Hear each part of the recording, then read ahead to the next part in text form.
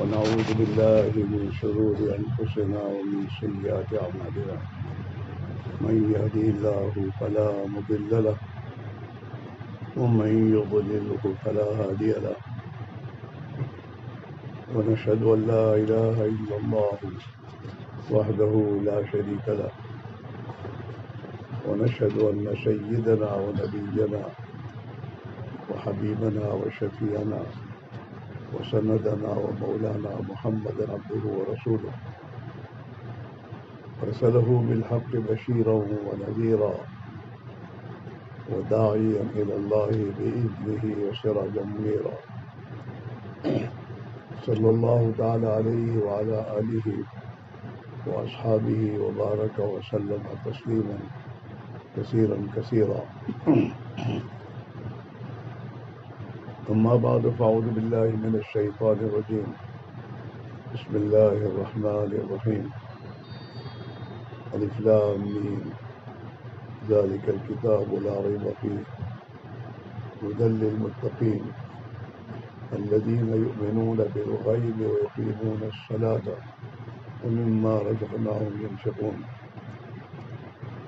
وقال تعالى ألف لام ميم أحسب الناس أن يتركوا أن يقولوا آمنا وهم لا يفتنون ولقد فتنا الذين من قبلهم وليعلمن الله الذين صدقوا وليعلمن الكاذبين. وقال تعالى أمن هو قانت آناء الليل ساجدا وقائما أمن هو قانت آناء الليل ساجدا وقائما يحذر الآخرة أمن هو قانت آناء الليل ساجدا وقائما يحذر الآخرة ويرجو رحمة ربه قل هل يستوي الذين يعلمون والذين لا يعلمون إنما يتذكر أولو الألباب. وقال تعالى ومن يتق الله يجعل له مخرجا ويرزقه من حيث لا يحتسب ومن يتوكل على الله فهو حسبه صدق الله مولانا العظيم.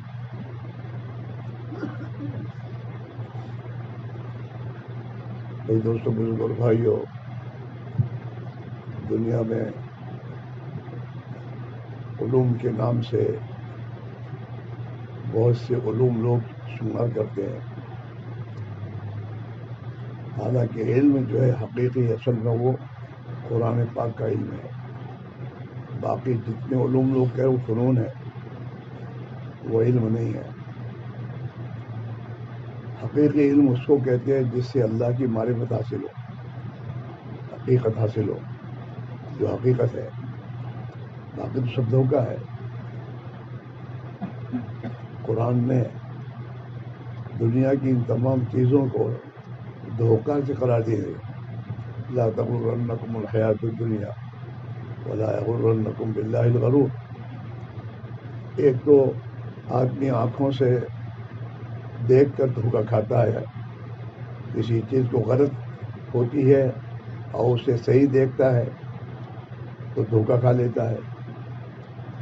اور ایک ہے شیطان، کہ شیطان انسان کو دنیا کی ان چیزوں کو مزین کر کے دکھاتا ہے جس کی بنا پر انسان دھوکہ کھا لیتا ہے. زُيِّنَ لِلنَّاسِ حُبُّ الشَّهَوَاتِ مزین کر دیا گیا. زُيِّنَ لِلنَّاسِ حُبُّ الشَّهَوَاتِ.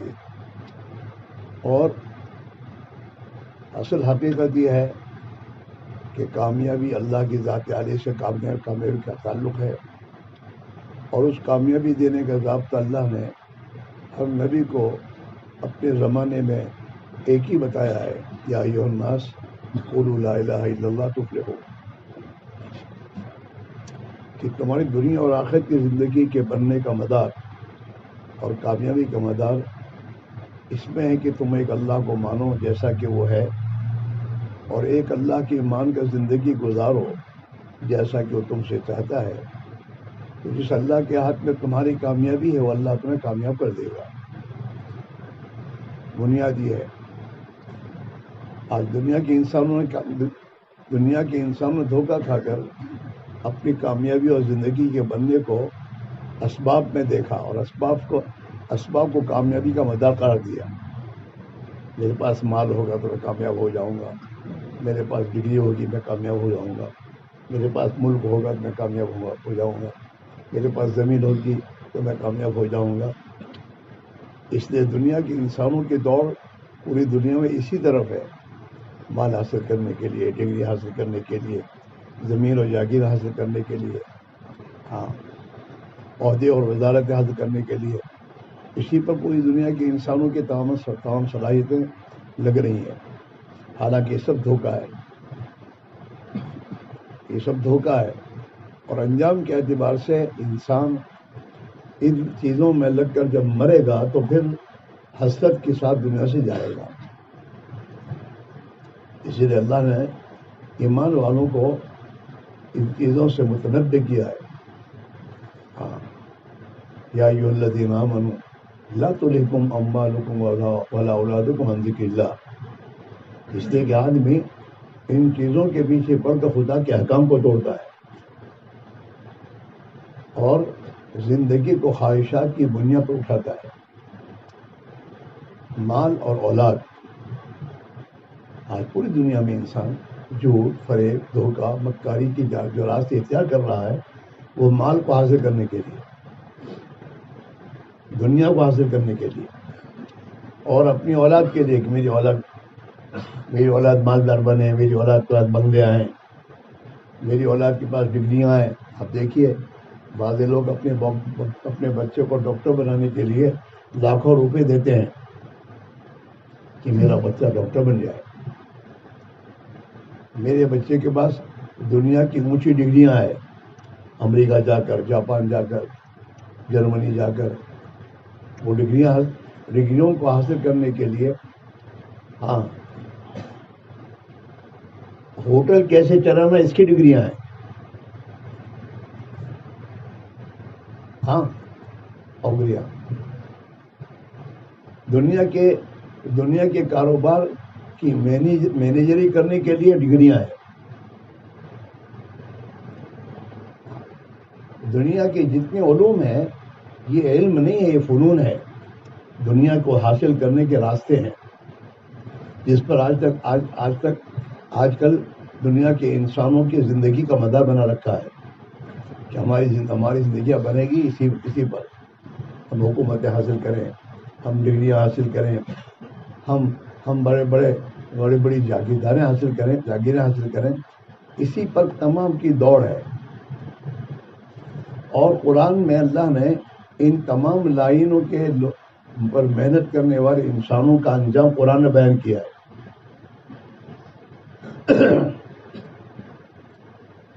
قوم شعیب ہے تو قوم شعیب کا مدار بڑی بڑی تجارتوں پر تھا, وہ تاجر قوم تھی,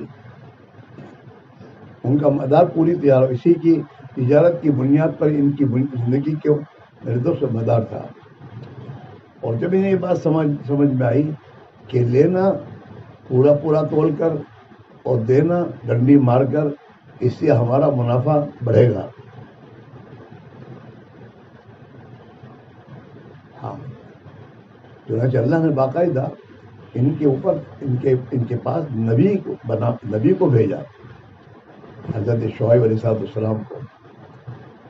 حضرت شعیب علیہ السلام نے ان کو جو بات بتائی, لا تنقصوا المکیال والمیزان ولا تبخسوا الناس اشیاءهم ولا تعثوا فی الارض مفسدین, کہ تم تاجر ہو, تم نے جو اپنی تجارت میں کامیابی کا جو مدار بنایا ہے کہ کم تول کر لوگوں کو دیں گے تو نفع بڑھے گا, اور ہمارا نفع بڑھے گا تو ہمارا مال بڑھے گا اور ہم دنیا میں کامیاب ہو جائیں گے. یہ تمہاری بنیاد غلط ہے. اس لیے کہ کامیابی اور ناکامی کا تعلق اس سے نہیں ہے, کامیابی کا تعلق تو اللہ سے ہے. اللہ جسے کامیاب کرے گا وہ کامیاب ہوگا, اور اللہ جسے ناکام کرے گا وہ ناکام ہو جائے گا. لہذا تم اپنی ترتیب زندگی کے بدلو اور اللہ کے حکم کے مطابق اپنی تجارت کرو, لوگوں کو کم تول کر مت دو, ہاں, اور کم ناپ کر مت دو. لا تنقصوا المکیال والمیزان، ناپ تول میں کمی نہ کرو، ولا تبخسوا الناس اشیاءهم، لوگوں کو ان کا جو حق ہے اس سے کم مت دو. بھائی کلو کا اس نے تمہارے ساتھ کاروبار کیا ہے تو کلو دو، کلو کمی مت کرو. ولا تعثوا فی الارض مفسدین، زمین پر فساد پھیلانے والے نہ بنو. وہ قرآن نے ان تمام انسانوں کو جو اپنی تجارتیں غلط بنیادوں پر چلا رہے ہیں انہیں مفسد قرار دیا کہ مفسدین لوگ ہیں، چاہے وہ کوئی بھی ہو ماں کا بو، مسلمان ہو غیر مسلم ہو، بڑے سے بڑا دنیا کا میرے دوست ہو، یہ نہ ہو مالدار ہو، لیکن یہ مفسدین ہے. ہاں، دنیا میں فساد پھیلانے والے لوگ یہ ہیں. قوم نے نہیں مانا اور نبی کی بات کو ٹھکرایا انہوں نے، تو انجام کے اعتبار سے اللہ نے انہیں دنیا میں برباد کیا. ہاں، اللہ نے حالات بھیجے، ایسے بھیجے اور ایسا عذاب بھیجا کہ ایک بھی باقی نہیں رہا. قومیات کے پاس بڑی طاقت تھی، وہ طاقت و قوم تھی. لم یخلق کہ ایسی قوم کہیں دنیا میں اللہ نے اور کسی کو بنایا نہیں جو طاقت اور قوت اللہ نے قومیات کو دی تھی. لم یخلق مثلها فی البلاد. اور ان کا اپنا نعرہ بھی یہی تھا، جیسے آج کے نادانوں کا نعرہ ہے کہ ہم سپر پاور ہیں، ہمارے پاس طاقت و قوت ہے، اور اسی کے چکر میں لوگ پڑے ہیں، سپر پاور بننے کے چکر میں. یہاں کے مسلمان اسی چکر میں نماز نہیں پڑھے گا، خدا کے احکام کو توڑے گا حکومت میں اور سپر پاور بننے کی فکر کرے گا. ہاں، تو قومیات بھی اس کا نعرہ یہ تھا. ہاں، جب ان کے پاس آنے والے نبی حضرت علیہ السلام نے انہیں سمجھایا کہ یہ ٹھیک نہیں ہے، تم دنیا میں جو راستہ تم اختیار کر لوگوں کو لوٹنے کا، مارنے کا، اور اپنی قوت پر تمہیں جو گھمنڈ ہے یہ ٹھیک نہیں ہے. اللہ کو ناراض کرو گے تمہاری ناکامی ہو جائے گی. ہاں، لیکن قومیات کو اپنی قوت نے دھوکے میں ڈالا اور انہوں نے اپنی نبی کی بات پر جواب یہ دیا، من اشد منا قوة. وَأَمَّا عَادٌ فَاسْتَكْبَرُوا فِي الْأَرْضِ. کیا قومیات انہیں گھمنڈ تھا اپنی قوت کا، اس گھمنڈ کی بنیاد پہ زندگی گزارتے تھے، لوگوں کو ستاتے تھے، لوٹتے تھے، مارتے تھے. وَقَالُوا مَنْ أَشَدُّ مِنَّا قُوَّةً. ہم سے بڑا، ہم سے زیادہ طاقت کون ہے؟ ہمارے پاس قوت اور طاقت، ہم سپر پاور ہے، ہمارا کون بارگی کا کر سکتا ہے؟ اللہ نے جواب دیا، ایسا جواب جو ایک دیہاتی اور دیہاتی جس کے پاس علم بنا ہو وہ بھی سمجھ جائے. اولم یروا ان اللہ الذی خلقهم هو اشد منهم قوة. اور کوئی نہیں کہ اللہ کے پاس آسمان ہے، زمین ہے، یہ کچھ نہیں کہا اللہ نے. یہ دیکھتے نہیں، غور نہیں کرتے کہ جس اللہ نے ان کو یہ طاقت دی ہے وہ اللہ ان سے زیادہ طاقت والا ہے. اولم یروا ان اللہ الذی خلقهم هو اشد منهم قوة لو كانوا يعلمون. اگر یہ اپنی صحیح عقل سے سوچیں تو اللہ نے انہیں ناکام کیا. ایک ہوائی طوفان بھیجا، اس ہوائی طوفان سے وہ تمام ہلاک ہو گئے. ایسا ہوائی طوفان جس ہوائی طوفان نے انہیں زمین سے اٹھایا اور زمین سے اٹھا کر انہیں پہاڑوں کے چٹانوں کے ساتھ ٹکرایا اور سب کے سب زمین پر ایسے گرے جیسے کہ ہوائی طوفان میں کھجور کے درخت تنوں سے، جڑوں سے اکھڑ کر گرتے ہیں، ایسے اللہ تعالیٰ شان کو ختم کیا. فارسلنا علیہم ریحا صرصرا فی یوم نحس مستمر تنزع الناس کأنهم اعجاز نخل منقعر فکیف کان عذابی ونذر ولقد یسرنا القرآن للذکر فہل من مدکر. یہ ہم کو قرآن کہہ رہا ہے ہم مسلمانوں کو کہ اسے نصیحت کرو، ان کی بنیاد پر تو اپنی زندگی بڑھ رہا ہو. یہ جن بنیاد پہ ان قوموں نے اپنی زندگی کو بنیاد بنا کے چلایا اور اللہ نے ہلاک کیا ہے، ان کے پیچھے تم بولو نہ چلو. لقد کان فی قصصہم، قرآن کہہ رہا ہے، ان تمام واقعات کو بیان کر کے قرآن کہہ رہا ہے لقد کان فی قصصہم عبرۃ لأولی الباب، کہ سمجھداروں کے لیے ان واقعات میں عبرت ہے. اگر یہ عبرت حاصل کریں اور اپنی بنیادوں کو، اپنے نبی کے بتائے ہوئے راستے کی بنیادیں، ان بنیادوں میں زندگی گزاریں گے تو یہ ان عذابوں سے بچیں گے. یہ خدا کا ضابطہ اس دن کے لیے نہیں ہے، یہ اللہ کا ضابطہ قیامت کے لیے ہے. ہاں، اس امت کے لیے عبرت ہے. اور اس امت میں بھی جو لوگ ان کی بنیادوں پر اپنی زندگی کو اٹھائیں گے، خدا انہیں انجام کے اعتبار سے ناکام کرے گا.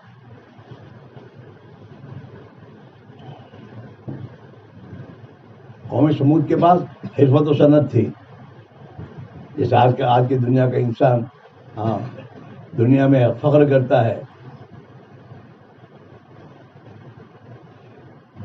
انجینئرنگ پر، چیزوں کے بنانے پر، ایجادوں پر. ان کے پاس اللہ نے فن دیا تھا. پہاڑوں میں اپنے مکان بناتے تھے.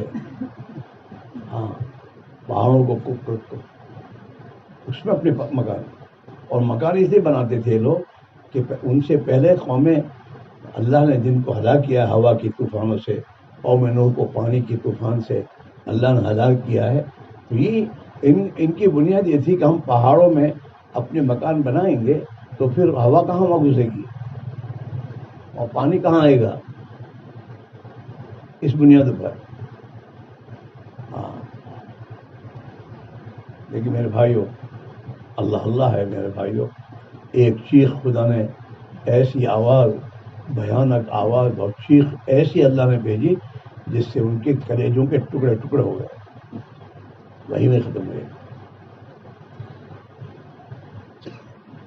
قوم سبا کو اللہ نے زمین اور جاگیریں دی تھی. ہاں، یمن سے لے کر شام تک انہوں نے اپنے باغات، ان کو اللہ نے باغات دیے تھے بڑے بڑے، اور ان باغات کو پانی پلانے کے لیے اللہ نے انہیں علم دیا تھا، میرے تو ڈیم بنانے کا علم. اور ڈیم بنایا انہوں نے، اور اس ڈیم میں پانی کو جمع کرتے تھے اور اپنے باغات کو پانی پہنچایا کرتے تھے. ہم لوگ گئے تھے یمن میں، وہ ڈیم ہمیں بتایا تھا ان لوگوں نے کہ ڈیم ہے، اور یہاں ڈیم بنا کر یہاں سے پانی ڈیم کا سپلائی ہوتا تھا.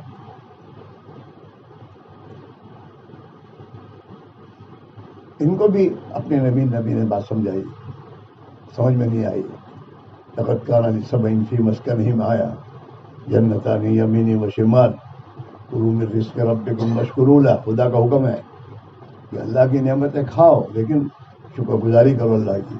اللہ کی نعمتیں کھا کر اللہ سے ساتھ بغاوت نہ کرو، اللہ کی نافرمانی نہ کرو. واشکروا لہ. بلدۃ طیبہ، قرآن جسے کہتا ہے طیبہ، تو وہ قوم سبا کی آبادیاں کتنی خوشگوار ہوں گی. ورب غفور. ہاں، فاعرضوا، انہوں نے نبی کی بات سے اعراض کیا، بات نہیں مانی.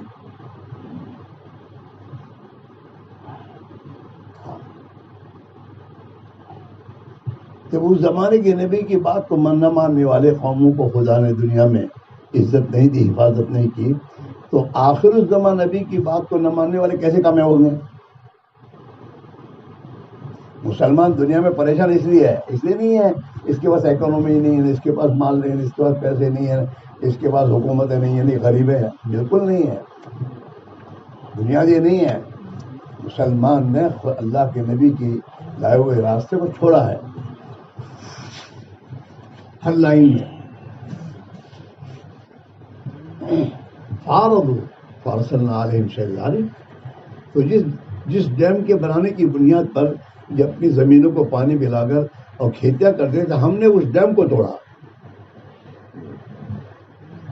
اور صلی اللہ علیہ سیل العرم، عرم ڈیم کے کو توڑ کر ہم نے سیلاب بھیجا. اس سیلاب میں ان کے تمام باغات کو بہایا اور ان کے تمام باغات کو بہا کر یہ سیلاب لے گیا،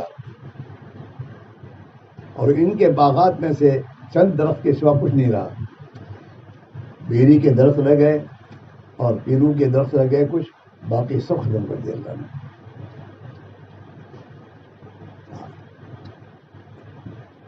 اس لیے میرے بھائیوں یہ تمام واقعات قرآن جو بیان کا اس امت کو، تاکہ یہ امت ان کی لائنوں سے اپنے آپ کو بچائے اور اپنے آپ کو اپنے نبی کی تعلیم کی بنیاد پر زندگی کی بنیاد اٹھائے اور کام کرے، تاکہ اللہ انہیں دنیا کی زندگی میں بھی کامیاب کرے گا اور آخرت کی ابدی زندگی ہے میرے بھائیوں،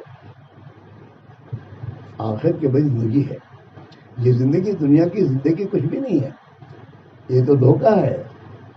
اس میں آدمی دھوکہ کھا کے اپنی آخرت برباد کرتا ہے. اصل زندگی آخرت کی، اللہم لا عیش الا عیش الآخرہ، عیش اور زندگی وہ تو آخرت کی ہے.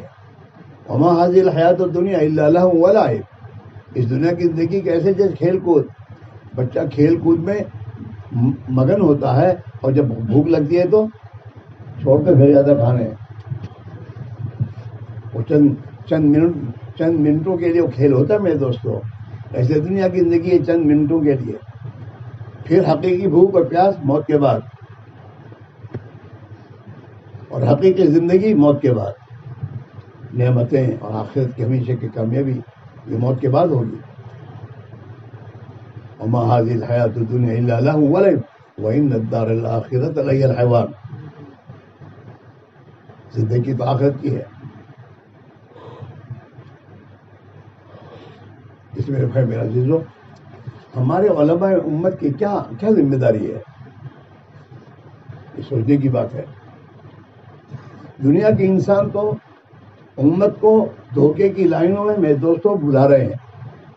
ایجوکیشن لو اور یہ لو اور یہ لو اور بینکوں سے سود لو اور کاروبار کرو اور میلے کھولو. دنیا کے اور انسانوں کی تو اس امت کو یہ رہبری ہے. علماء امت کی کیا رہبری ہے کہ علماء امت حضور پاک علیہ الصلوۃ والسلام کے وارث ہونے کی بنا پر انہیں حقیقت کی بات کر رہیں گے کہ دیکھو تمہاری کامیابی ناکامی کا تعلق اللہ کا دین ہے. کامیابی ناکامی کا تعلق ملک و مال سے نہیں ہے، کامیابی اور ناکامی کا تعلق اللہ کی ذات سے ہے. اور اللہ کا ضابطہ کامیابی اور ناکامی کا یہ ہے کہ جو اللہ پر ایمان لائے گا اور اللہ کی طاعت کی زندگی گزارے گا، اللہ اسے عزت دے گا، کامیاب دے گا. دنیا کے انسانوں کے یہاں بھی کامیابی کس کو کہتے ہیں؟ جو لوگ سمجھدار ہیں کہ کامیابی تو عزت کا نام ہے، مجھے عزت ملے، مجھے سکون اور چین کی زندگی ملے، مجھے سکون اور چین کی زندگی ملے، یہ ہے کامیابی. اس کا تعلق میں دوستو الا بذکر اللہ تطمئن القلوب، کان کھول کر سن لو، اللہ کی اطاعت کے راستے میں اللہ نے دلوں کا سکون رکھا ہے.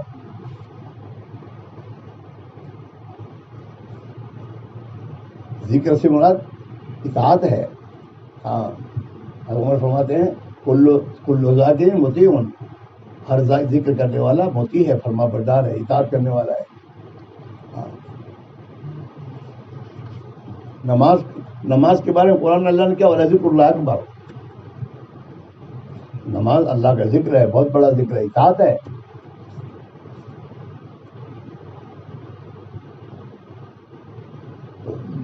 زندگی کی حقیقت کو سمجھانا یہ ہماری ذمہ داری ہے. آج جو مسلمان دھوکے میں جا رہا ہے اور اپنی دنیا کو بنانے کے چکر میں اللہ کی اطاعت کو چھوڑ رہا ہے اور اللہ کی نافرمانی اور نافرمان انسانوں کی بتائی ہوئی راہوں پر اپنے آپ کو ڈال رہا ہے، اس سے مسلمان کو نکال کر اسے صحیح محنت پر ڈالنا یہ علماء امت کی ذمہ داری ہے. اسے علماء امت کو نبی کا وارث بتایا کہ وارث ہے یہ. نبی کا کام کیا ہے؟ کہ نبی کا کام یہی ہے کہ دھوکے سے نکال کر حقیقت سمجھا کر انسانوں کو اللہ کی اطاعت کی طرف ڈالنا. یہ ہے میرے دوستو انبیاء علیہ السلام کا زندگی کا مقصد. اور اس مقصد کو پورا کرنے کے لیے انبیاء علیہ السلام نے دنیا میں آنے والے جو بھی مجاہدے ہیں اسے برداشت کیے ہیں.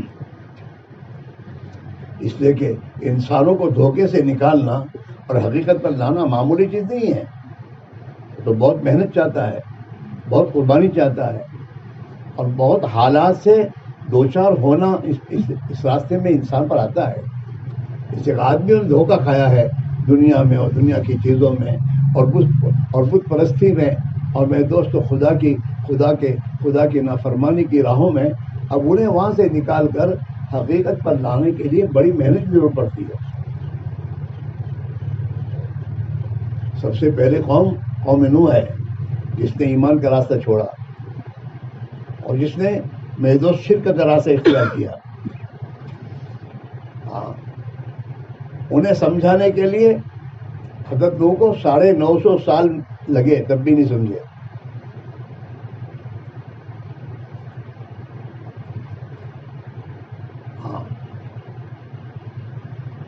اس امت کے علماء کو اللہ نے نبیوں کا وارث بتایا. یہ تو نبیوں کے وارث ہے. اللہ کے نزدیک جو راستہ سب سے زیادہ محبوب اور پیارا ہے, نبیوں کا راستہ سب سے محبوب, سب سے پیارا ہے. اور اللہ نے قرآن میں اپنا وعدہ کیا ہے, اِنَّا لَنَنْصُرُ رُسُلَنَا وَالَّذِينَ آمَنُوا فِي الْحَيَاةِ الدُّنْيَا. جس راستے پر چلنے پر آدمی کی مدد یقینی ہے. قرآن کہہ رہا ہے ہم ضرور اِنَّا, یہ بھی تاکید ہے, پھر لام داخل کیا قرآن نے, دبل تاکید ہے. اِنَّا لَنَنْصُرُ رُسُلَنَا, ضرور یقینی طور پر ہم اپنی رسولوں کی ضرور مدد کریں گے. اور پھر اس کے ساتھ ہی ایمان والوں کو لایا قرآن. کیوں کہ ان ایمان والوں کا بھی وہی کام ہے جو رسولوں کا کام ہے, اپنی ذات سے اللہ کی اطاعت کرنا اور اللہ کی اطاعت کو دنیا میں زندہ کرنے کی محنت کرنا. یہ رسولوں کا کام ہے. والذین آمنوا, آمنوں سے یہ ہے ان میں دونوں ذمہ داری ہوں گی, اپنی ذات سے اللہ کے احکام والی زندگی گزارنا اور اللہ کے احکام والی زندگی کو دنیا میں زندہ کرنے کے لیے رسولوں نے جیسے قربانیاں دی ہے ایسے قربانیاں دے کر انسانوں کو اس راہ پر لانے کی محنت کرنا. یہ دو کام ہیں ان کے, اور اس دو کاموں کے لیے انہیں امت کو تیار کرنا ہے.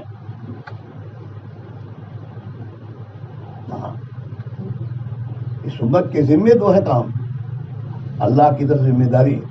یہ امت اللہ کی مدد کی مستحق تبھی بنے گی جب جو ذمہ داریاں اللہ نے ان کو دی ہے اس ذمہ داری کے ساتھ یہ دنیا میں زندگی گزاریں گے. حضور پاک علیہ السلام کی وفات کے بعد, دنیا جانے کے بعد, امت نے نبی کے دی ہوئی ذمہ داری پر اپنے آپ کو ڈالا, اور جب تک یہ امت اس نبی کی ذمہ داری کو لے کر دنیا میں خود مسلمان بن کر اور اللہ کا کلمہ بلند کرنے کی محنت کی بنیاد پر دنیا میں چلی, اللہ کی مدد کے ساتھ شامل ہو گئی, اور دنیا کی بڑی سے بڑی طاقتیں خدا نے ان کے سامنے ذکر کیا. روم اور فارس یہ دو بڑی طاقتیں ہیں دنیا میں, جن کو اپنی طاقتوں پر میرے دوست پر لڑکا تھا, میرے دوست غرور تھا. ان طاقتوں کو خدا نے اپنی قدرت سے ذکر کیا ہے. ورنہ صحابہ کی جماعت کی کتنی طاقت, کتنی تعداد تھی. تعداد میں بھی وہی زیادہ تھے, عدد میں بھی وہی زیادہ. صدیوں کے مال ان کے خزانوں میں تھے. ان کے پاس اس زمانے کے تمام ہتھیار تھے, ہاتھی تھے, ہتھیار تھے, سب تھے. لیکن حضرات صحابہ حضور پاک علیہ السلام کی بتائی ہوئی تعلیمات کے مطابق اپنے آپ کو اس پر ڈالتے چلے گئے, اور انسانوں کو خدا تک اللہ تک پہنچانے کے لیے اور ایمان کی راہ پر ڈالنے کے لیے نبی والی محنت میں اپنے آپ کو لے کر چلے, اور کوئی مقصد نہیں تھا. اسے صحابہ نے دنیا کی قوموں کو یہ بات کہی کہ ہماری ان من الآخرہ, ہم تو اپنی آخرت کو مقصد بنا کر آئے ہیں, ہمیں تمہاری دنیا سے کوئی واسطہ نہیں. تمہارے ملکوں سے، تمہارے مالوں سے، تمہارے پیسوں سے ہمیں کوئی یہ نہیں ہے. ہم تو یہ چاہتے ہیں ہماری آخرت بھی بن جائے، تمہاری آخرت بن جائے. ہاں، اس بنیاد پر چلے. اور جب ان بنیادوں پر چلے اور سامنے والوں نے جب ان کی بات کو نہیں مانا اور مقابلے میں آئے اور مقابلہ کرنے کی ضرورت پڑی تو صحابہ نے مقابلہ کیا ہے. صحابہ قتال کرنے کے لیے نہیں گئے تھے، صحابہ تو ان کو ہدایت کی راہ پر ڈالنے کی محنت لے کر گئے تھے کہ کسی طریقے سے یہ اپنے ملکوں میں، اپنے شعبوں میں اللہ پر ایمان لا کر اللہ کی اطاعت زندگی گزاریں تاکہ ان کی آخرت کی زندگی بن جائے. اصل تو آخرت ہے. دنیا میں آدمی رہے گا کتنا، اس کو پتہ نہیں کتنا رہنا ہے. چاہے پوری دنیا کا مالک بنے، لیکن موت آئی چھوٹے گئے تو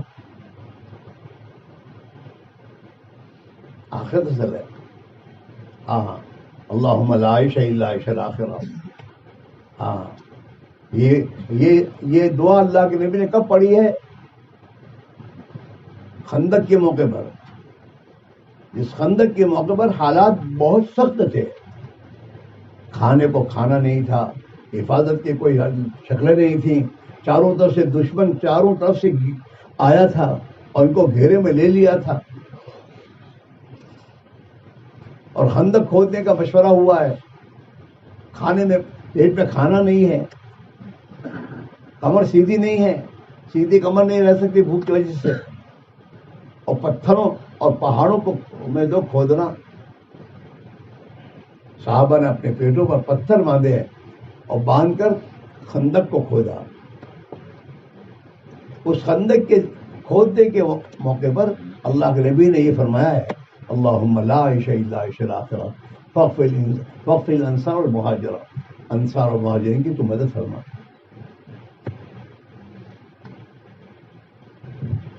اس لیے میرے بھائی، میرا عزیزو، ہماری سب کی ذمہ داری. آج امت مسلمہ دھوکے میں چل رہی ہے اور اپنی زندگی کے تمام شعبوں سے دین کو اس نے رخصت کیا ہے.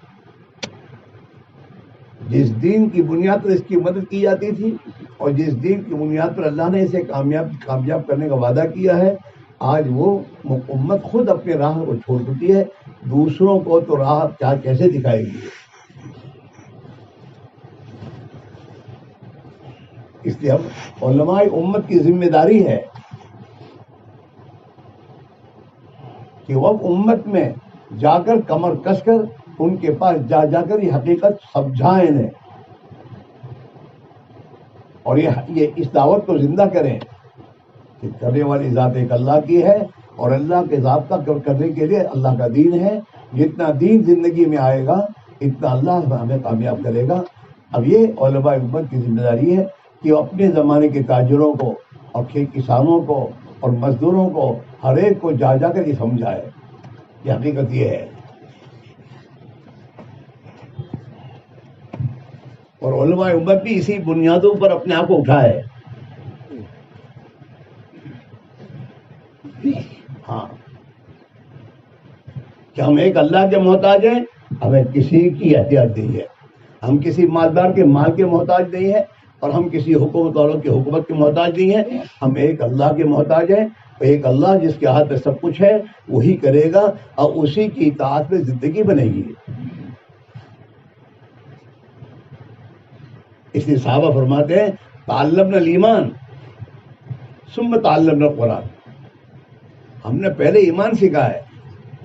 ایمان سیکھنے کی کیا معنی ہے؟ آنکھوں دیکھی کا انکار کیا ہے. خبر کے مقابلے میں نظر کا انکار کرنا، یہ ہے ایمان. نظر کچھ دیکھ رہی ہے، خبر کچھ کہہ رہی ہے.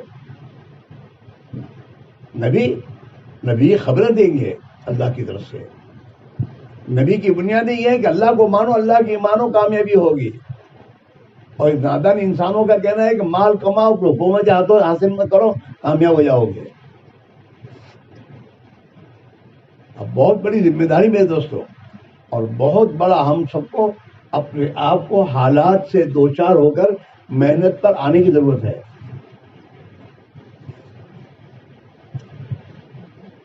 ورنہ امت کی بے دینی پر اللہ کی ناراضگی اگر ہوئی اور حالات آئیں گے تو ہم بھی نہیں بچیں گے.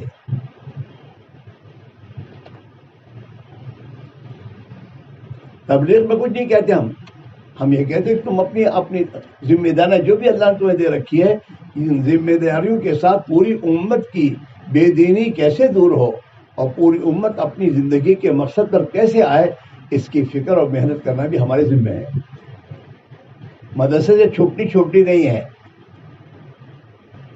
مدرسے چھٹی کے بعد امت پہ جانا ہے. یہ بچے جس گھروں میں رہتے ہیں ان گھروں میں رہنے والے ان کے ماں باپ کی زندگی میں اگر ایمان آئے گا, ایمانی زندگی آئے گی تو ان بچوں کو ایمان ملے گا. ہمارے پاس تو بچے 2 گھنٹے رہتے ہیں, 3 گھنٹے رہتے ہیں, ماں باپ کے پاس 21 گھنٹے رہتے ہیں. وہاں جو سنیں گے اور وہاں جو دیکھیں گے وہی بنیں گے. وہ تو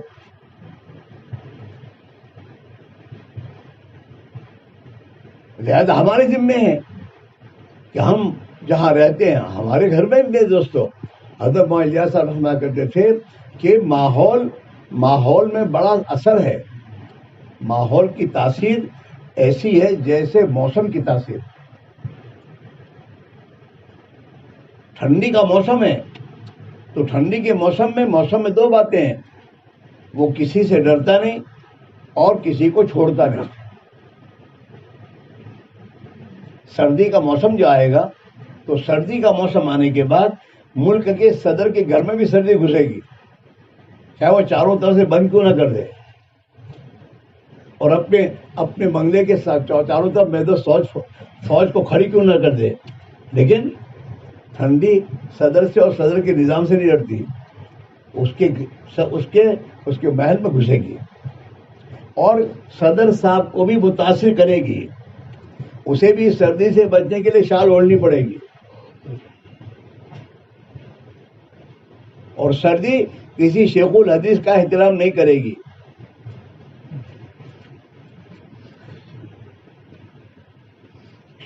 سردی تو شیخ الحدیث صاحب کے گھر میں بھی گھسے گی اور شیخ الحدیث صاحب کو بھی متاثر کرے گی, انہیں بھی شال اوڑھنی پڑے گی. یہ موسم ہے, موسم میں اللہ نے تاثیر رکھی ہے. فرمایا ایسے ماحول میں اثر ہے. اگر دینداری کا ماحول ہوگا ہمارے محلوں میں, ہمارے گھروں میں, تو محلے میں دینداری کا ماحول جب ہوگا تو وہ ماحول ہمارے گھر میں گھسے گا, مولوی صاحب کے گھر میں, شیخ الحدیث کے گھر میں, اور وہ ماحول ہر ایک کو متاثر کرے گا. اگر بے دینی کا ماحول ہے تو بے دینی کا ماحول بھی مولوی صاحب کے گھر کو نہیں چھوڑے گا. جیسے محلے کے لوگوں کے بچے ہیں وہ اثر ان کے بچوں پر بھی آئے گا. مولوی صاحب پر اثر ہوگا, چاہے مولوی صاحب نماز نہ چھوڑیں گے, جماعت چھوڑ دیں گے, ماحول کا اثر ہے, بغیر جماعت کی نماز پڑھیں گے. لیکن اگر محلے میں میرے بھائیوں ماحول ہے اور عید کا دن ہے اور عید کے دن سب پہلے سے جانا شروع کر دیتے ہیں تو مولوی صاحب بھی ان سے پہلے جانے کی فکر میں ہوں گے. اثر ہے. اس میں بھائیوں نبی دنیا میں آئے اور نبیوں نے دعوت کی محنت کے ذریعے اپنی زبانے کے انسانوں کی غلط فہمی, غلط سوچ کو بدلا اور ایمانی اور دینی ماحول بنانے کی محنت کی. چنانچہ میرے دوستو حضور پاک علیہ الصلوۃ والسلام کے زمانے میں جو لوگ باہر رہتے تھے اور وہاں حضور اپنے صحابہ کو دعوت کے لیے بھیجتے تھے تو صحابہ کو تاکید فرماتے تھے تو وہ لوگ جب ایمان قبول کر لیں تو انہیں لے کر مدینہ میں آؤ. اور مدینہ میں کیوں بلایا جاتا تھا کہ مدینہ میں دین کا ماحول ہے, عملی طور پر دین زندگیوں میں ہے. یہ باہر سے آنے والے 10-15 دن 20 دن صحابہ کے بیچ میں رہتے تھے, ان سے دین زندگی کو دیکھتے تھے, سمجھتے تھے اور سیکھتے تھے اور پھر اپنے مقام پر جا کر اپنے یہاں کے لوگوں کو اللہ کے دین کی دعوت دے کر انہیں دین کو کی طرف لانے کی فکر کرتے تھے.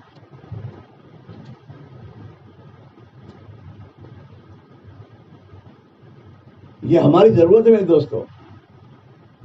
یہ نہیں کہ تبلیغ والے تبلیغ کریں ہم اپنا پڑھاتے رہیں گے، نہ. سب سے پہلی ذمہ داری ہماری ہے. اگر ہم یہ چاہتے ہیں ہماری اولاد، ہمارے گھرانے اور ہمارے خاندان بے دینی سے بچیں، تو ہمیں اپنے محلوں میں دینداری کے ماحول بنانے میں سب سے آگے رہنا پڑے گا.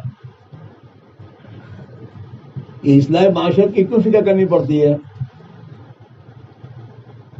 اس لیے کہ محلے میں معاشرت کا، اسلامی معاشرت کا ماحول ہی نہیں ہے، بے دینی ہے، اور دن بہ دن بے دینی بڑھتی جا رہی ہے.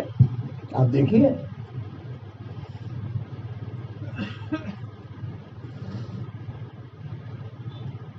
حضرت مولانا صاحب رحمۃ اللہ علیہ نے امت میں یہ جو محنت کو زندہ کرنے کی فکر کی ہے وہ بنیاد پر کی ہے. حضرت فرماتے تھے امت مسلمہ میں جو بے دینی اور فساد ہے، اس فساد کے آنے کی چند وجوہات ہیں، اس کا علاج کیا جائے، اس کا علاج کیا جائے گا تو امت کی بے دینی دور ہو کر دینداری میں آ جائے گی. اور امت میں دینداری جب آئے گی تو اللہ ان کے حالات کو درست کر دے گا. یوں فرماتے تھے مسلمانوں کی زندگی میں بے دینی جو آ رہی ہے اس کی ایک وجہ کہ امت میں یقین کا فساد ہے، یقین میں فساد ہے. یقین تو یہ ہونا چاہیے کہ اللہ کی ذات ہماری زبان زندگی بنائے گی، اور اللہ کرے ہمیں ہمارے حالات کو بنانے کے لیے محمد رسول اللہ یہ ضابطہ ہے. لا الہ الا اللہ محمد رسول اللہ، دو جز ہیں علم کے کہ کرنے والے کامیابی اور ناکامی ایک اللہ ہی کے ہاتھ میں ہے، اور کامیابی کا ضابطہ محمد رسول اللہ صلی اللہ علیہ وسلم ہے. جتنا آپ صلی اللہ علیہ وسلم والی زندگی ہماری معاشرت میں ہوگی، ہمارے معاملات میں ہوگی، ہماری تجارتوں میں ہوگی، ہماری محنتوں سے کھیتی باڑی میں ہوگی، ہماری ملازمت ہوگی، اتنا اللہ تعالیٰ شانوں کی طرف سے اللہ کی مدد شامل حال ہو کر ہماری زندگیاں خدا بنا دے گا. فرمایا ایک تو یقین کا فساد ہے، ایمان میں کمزوری ہے، ایمان میں کمزوری ہے. اور جس کمزوری کی بنا پر ہمارے دلوں میں ایمان تو خوف اور رجا کا نام ہے. الایمان بین الخوف والرجا، الایمان بین الخوف والرجا.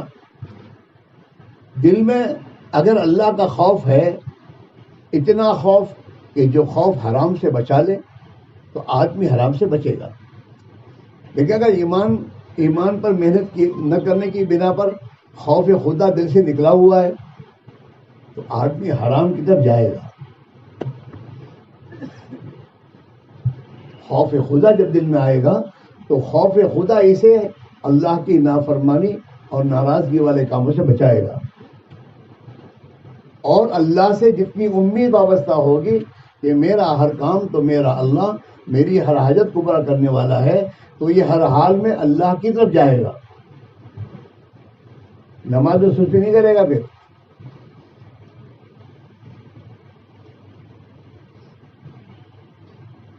اللہ کا تو فیصلہ قرآن میں اللہ نے بیان کیا ہے، وَأْمُرْ أَهْلَكَ بِالصَّلَاةِ وَاصْطَبِرْ عَلَيْهَا لَا نَسْأَلُكَ رِزْقًا نَحْنُ نَرْزُقُكَ. حضور کو اللہ نے حکم ہی کو کیا کہ اپنے گھر والوں کو نماز کی تاکید کیجیے، نماز کی پابندی کی طرف ان کو کہیے. اگر یہ نماز کی پابندی کہیں گے تو روزی تو ہم دیں گے.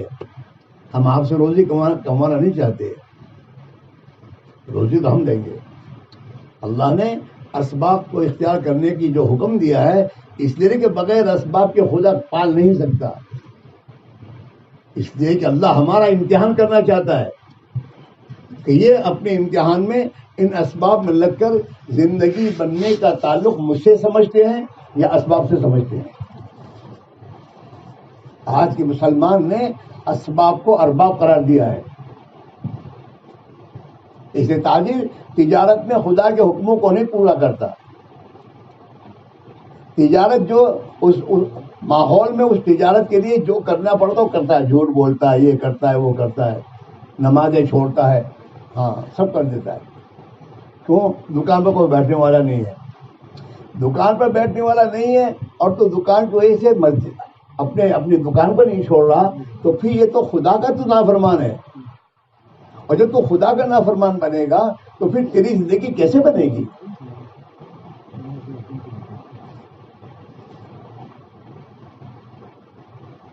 ہاں، اسباب جب یقین اسباب پر آتے ہیں تو آدمی اسباب کی رعایت کرتا ہے، خدا کے احکام کی رعایت نہیں کرتا. یہ حال آج مسلمان کا. اللہ معاف کرے، ہم بھی جب حالات میں آتے تو ہم بھی اسی میں رہ جاتے ہیں. ہمارے گھروں کی شادیاں، ہمارے گھروں کے میرے دوستوں، دنیا میں ہمارے گھروں کے جو حالات ہیں ہم جانتے ہیں. ہم سمجھتے کہ مہاراج جی تو تھا وہ نہیں.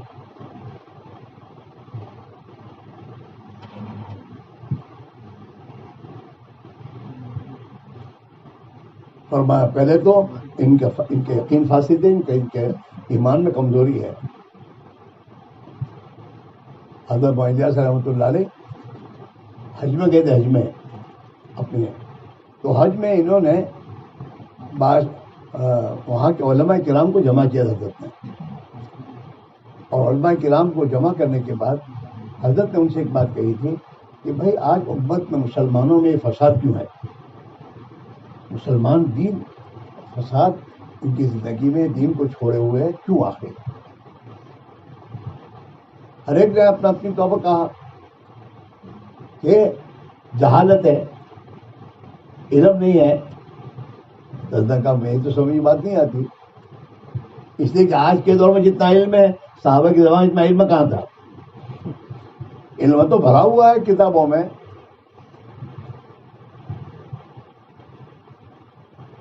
ہر ایک کہتا رہا. پھر حضرت نے کہا کہ دیکھو میری سمجھ میں ایک بات آ رہی ہے، وہ یہ کہ آج مسلمان کے ایمان میں ضعف اور کمزوری ہے.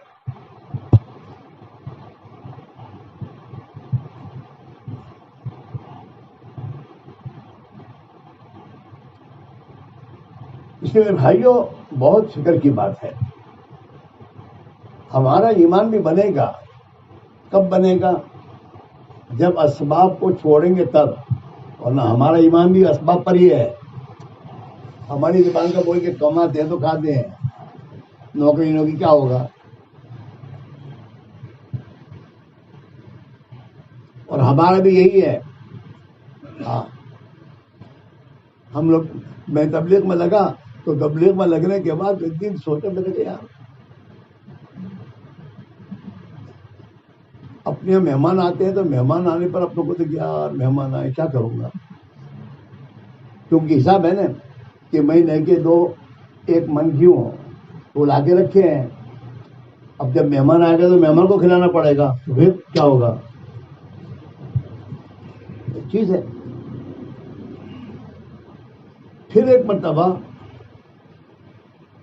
حزب الاعظم پڑھتے پڑھتے اللہم قنعنی بما رزقتنی مبارک لی فی دعا پر سے گزر ہوا. تو میرے کو میں نے کہا ہمارے اندر قناعت ہی نہیں ہے یار.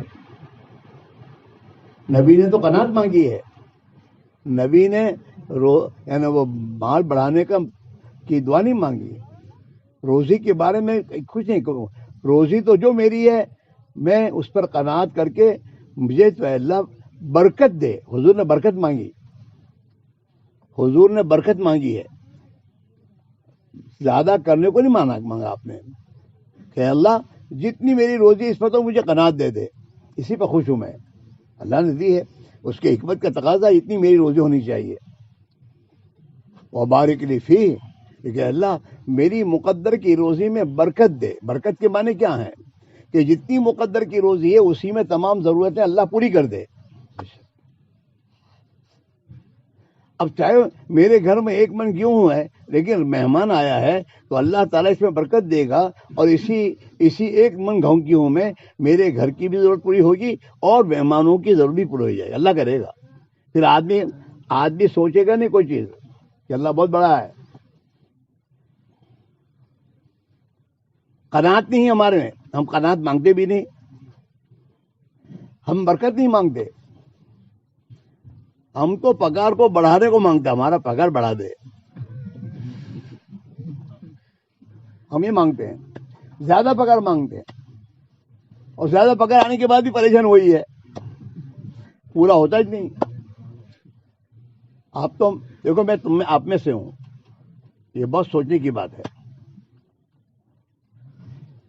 جس دن ہماری نگاہ اللہ کے ذات عالی پر ہو جائے گی, اور جس دن ہم اپنی علم کو سامنے رکھ کر چلیں گے, جو علم ہمیں ہمارا علم, ومن یتق اللہ یجعل لہ مخرجا ویرزقہ من حیث لا یحتسب, یہ یقینی بات ہے.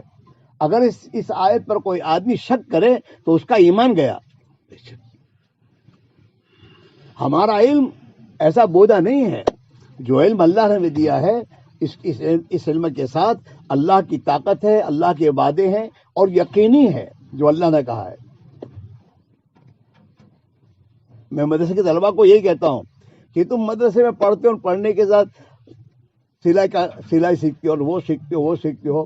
کیوں کہ یار اپنی تو پگار تھوڑی ہوتی ہے نا, تو تھوڑا سیکھ کر بھی کام چلا لیں گے. اللہ پر تو تمہاری نظر ہی نہیں ہے.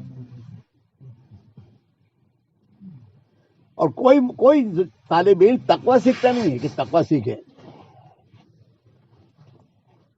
کہ اللہ کا وعدہ ہے تقوی پر تو میں متقی بنوں, میں بازاروں میں گھومنا پھرنا چھوڑ دوں, تاکہ میری زندگی میں اللہ کی اطاعت آئے, تقویٰ آئے, اور میں تقوی کی زندگی حاصل کر لوں. ایک تب میں عالم بن کر مدرسے سے فارغ ہو رہا ہوں, اور ایک تب میرے پاس تقوی کی زندگی ہوگی. میں کسی کا محتاج نہیں ہوں. اور بھی کہتا ہوں میں, یہ تمہارے جو ہمارے بڑے اکابر اسلاف ہیں, ان اسلاف کے پاس کیا یہی علم ہے, اور آج دنیا ان کے پیچھے پڑ رہے, دنیا ان کے پیچھے جا رہی ہے, اور مالدار لوگ ان کے پیچھے ہو رہے ہیں. کیا بات ہے کہ تقویٰ ان کی زندگی میں, انہوں نے تقویٰ کو زندگی میں حاصل کیا. ہاں, دنیا کے فنون والے اپنے فنون کی لائن کی جتنی میں 200 چیزیں سیکھتے ہیں, اور ہمارے پاس جو علم ہے اس علم کو زندگی میں لانے کی ہم فکر نہیں کرتے. تقویٰ ہمارے اندر آئے, خوف خدا ہمارے پاس آئے, اور اللہ تعالیٰ کی طاعت والی زندگی اور سنت والی زندگی ہمارے اندر آئے, تاکہ اللہ اپنے تمام وعدے ہمارے ساتھ پورے کرے گا. ومن یتق اللہ یکفر عنہ سیئاتہ ویعظم لہ اجرا, ومن یتق اللہ یجعل لہ من امرہ یسرا. کاموں کو آسان کرنے کا راستہ تو تقویٰ ہے. انسانوں کی خوشامدیں کرنے سے کام آسان نہیں ہوتے. کام تو اللہ کے آسان کرنے سے ہوتے ہیں, اور اللہ کے کام آسان کرنے کا ضابطہ تقویٰ ہے. ہماری زندگی میں تقویٰ کتنا ہے؟ اسے حضور پاک علیہ الصلوۃ والسلام نے یہی فرمایا کہ اتق المحارم, تو اللہ کے حرام کردہ چیزوں سے بچ, تو سب سے زیادہ بڑا عبادت گزار خدا کے قرار دیا جائے گا.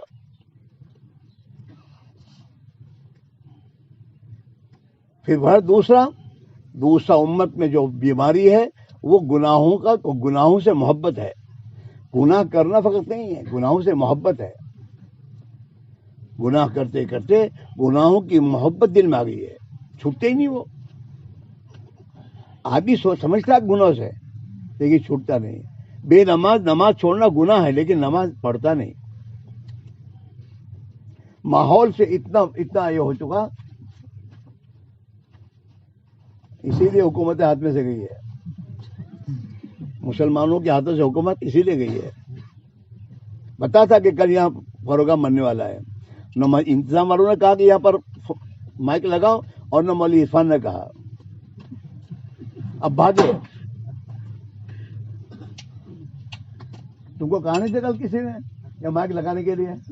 نہیں, یہ تمہارے منتظم مائک رکھا تھا لیکن لے گئے, ادھر لے گیا تھا.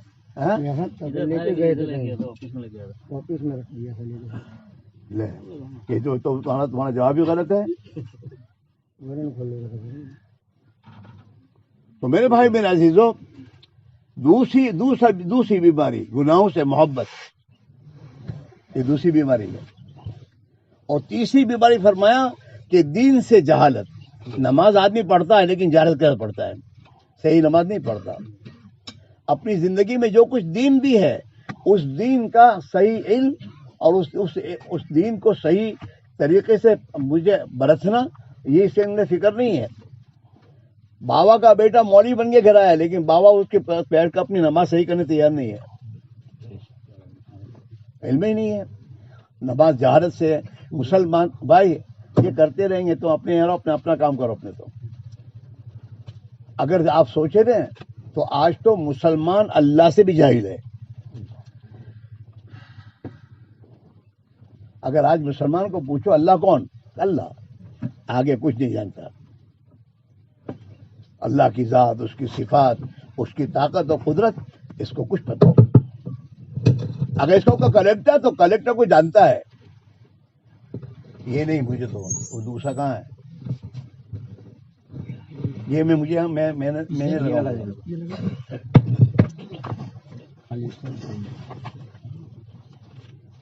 اور تم لوگوں سے کہتا ہوں نماز میں مت لگا اس کو. نماز کو اس کو دھیان میں رکھو گے نماز پڑھاؤ گے.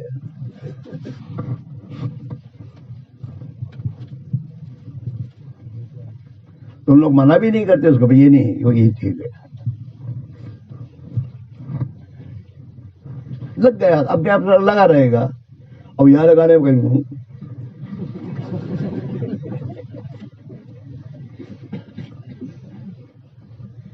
میں ہستی کی بات نہیں کر رہا ہوں. یہ ہماری بے دوستوں، ہم علماء کرام ہیں. ہمیں کسی انسان سے کیوں ڈرنا پڑے؟ ہم اللہ سے ڈریں. متولے کے ہاتھ میں میری روزی نہیں ہے، میری روزی تو اللہ کے ہاتھ میں ہے. اور اگر ہم یہ محنت کریں اور انہیں دین کی محنت میں لے کے نکلیں اور اسے احساس ہو اپنی بے دینی کا، اور تمہارے ذریعے اس کی نماز صحیح ہو اور آپ اس کی نماز صحیح کرائیں گے تو اب یہ متولے تمہارا زندگی بھر تمہارا غلام بن جائے گا کہ مول صاحب نے مجھے نماز سکھائی، مول صاحب نے مجھے زندگی کا مقصد سکھایا، سمجھایا.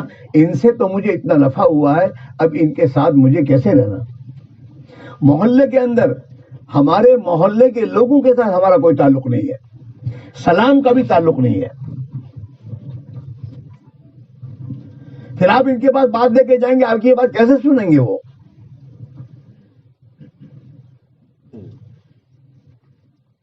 حالانکہ علماء کے ساتھ امت کا اختلاف نہ ہونا خطرناک ہے. اگر ہم ان کو اپنے ساتھ نہیں لیتے اور ان کے پاس نہیں بیٹھتے اور نہیں بٹھاتے تو ان کو دوسرے تو اپنے پاس بٹھاتے ہیں، انہیں کھلاتے ہیں پلاتے ہیں. تمہارے جوان دوسروں کے حوالے ہیں.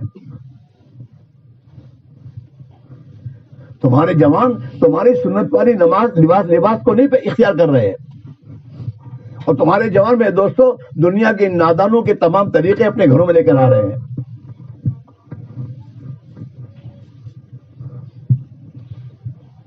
اور علماء کا کام تھا کہ امت کے پاس جا کر انہیں دین کی طرف لانے کی محنت کرے. لقد ارسلنا نوحا، ہم نے نوح کو بھیجا قوم کے پاس، قوم کو بھی نوح کے پاس نہیں بھیجا.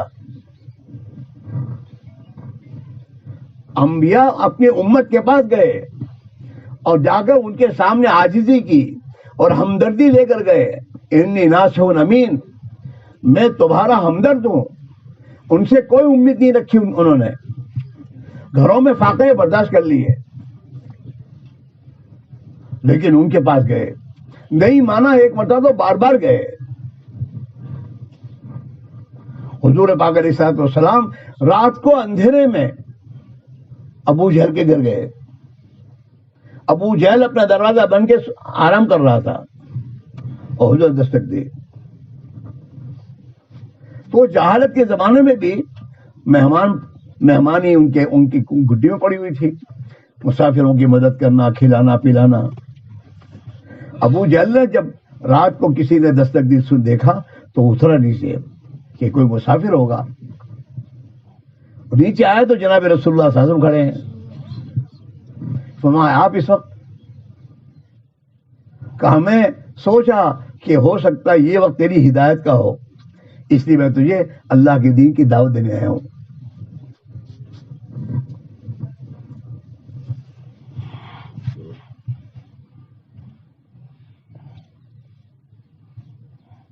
دوسرا سبب جہالت ہے. گھر میں 3 مول صاحب ہیں، ابھی تک باپ کی ماں کا قرآن شریف پڑھنا صحیح نہیں ہوا. نہ ماں باپ کے دل میں طلب ہے، نہ مولوی صاحب کے اندر فکر ہے.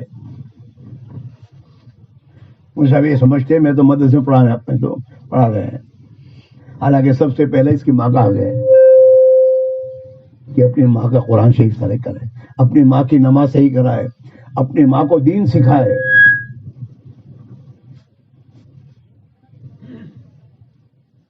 آپ اور ہم سوچیں، ہم اپنے گھروں میں اپنے ماں باپ اور بھائی بہنوں کو دے کر دل میں کتنا سا بیٹھتے ہیں، کتنی ان سے آخرت کی بات دن میں کتنی منٹ بات کرتے ہیں. پھر کہتے ہیں سنتے ہی نہیں، مانتے ہی کہاں سے مانیں گے؟ تیرے اوپر سنانا چاہا تو سناتا ہی نہیں، تو تیری سنیں گے کبھی ہے؟ پھر شادی میں جا کر سمجھا تھا پہلے سے تم نے استعداد نہیں پیدا کی تو کیا کہ شادی والے سنیں گے؟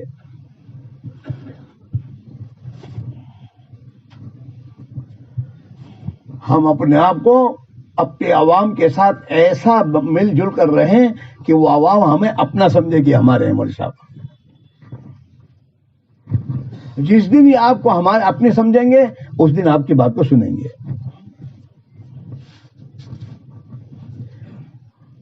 ان کی ضرورتوں میں کام آنا، ان کے پاس بیٹھنا، معاف کرنا. ہم نے تو اپنی ایک ٹولی بنا رکھی ہے، اثر کے بعد وہ 5-7 آدمی بیٹھ کر روکنگ کرنے جائیں گے. ہمارا اپنے عوام سے کیا تعلق ہے؟ ہم تو اپنے پاس بچے جو پڑھتے ہیں ان بچوں کو مانوس کرنے تیار نہیں ہے، لکڑی کے دور سے پڑھانے تیار ہیں. ہمارا حال ہی ہے.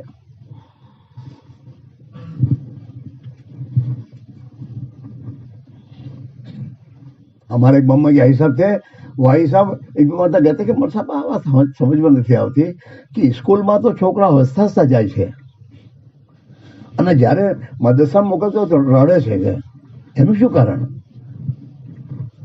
ભાઈ સાहब समझदार आदमी, कौम का बड़ा ये था, क्या सु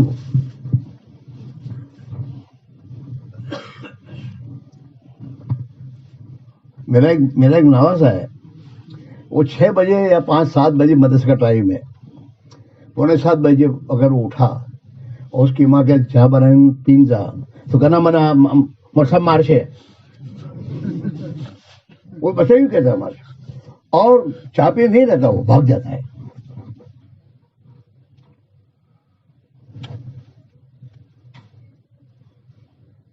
حالانکہ استاد تو باپ کی جگہ ہے، استاد تو باپ کی جگہ ہے، روحانی باپ ہے. اس بچے کو وہ پیار محبت ملنی چاہیے جو باپ سے ملتی ہے. ہاں الحمدللہ ہمارے گودرے میں ہمارے بعض اساتذہ وہ ہیں جو ان بچوں کو مانوس کرتے ہیں، اپنی جیب میں چاکلیٹ وغیرہ لے کے جاتے ہیں اور انہیں چاکلیٹ دیتے ہیں کہ بیٹا کھاؤ، روزانہ پڑھنے آنا چاکلیٹ دوں گا. اس کے ماں باپ نے اس کو کہا نہیں ہے، اور وہ بچے شوق سے جاتے ہیں، شوق سے جاتے ہیں. پیار و محبت ان بچوں کے ذریعے تو ہم ان کے گھروں میں بہت کچھ دین پہنچا سکتے ہیں. ہمارے مولوی عبد القادر تھے ڈبھوئی میں، اللہ اس کی مغفرت فرماوے. کہتے مول صاحب وہ ڈبھوئی میں پڑھا بیٹھو تو چھوکرا وہ گاڑو بہت ہے. اچھا دوسری بات، ان کے گھروں سے گزرے تو ان کے گھروں میں گالیوں کی آواز آوے. تو میں سمجھ گیا بچے گالیاں ایسے تھے کہ ان کے گھروں میں گالیاں ہیں. تو میں سوچتا رہا پھر سوچا دھن میں اللہ نے ایک بات ڈالی. میں نے بچوں سے کہا بیٹا اب تم گھر جاؤ نا اور تمہاری دادی تمہاری ماں گالی دے نا تو اتنا کہنا ماں گاڑو دیوی گنو چھے، اتنا بولنا. تو بچوں کو تو چاہیے، انہوں نے کہنا شروع کیا گھر میں دادی ماں گالی دے، دادی ماں گاڑو دیوی گنو چھے. کب مولانا چند مہینے نہیں ہوئے ہوں گے کہ میرے محلے سے گالیاں ختم ہو گئی.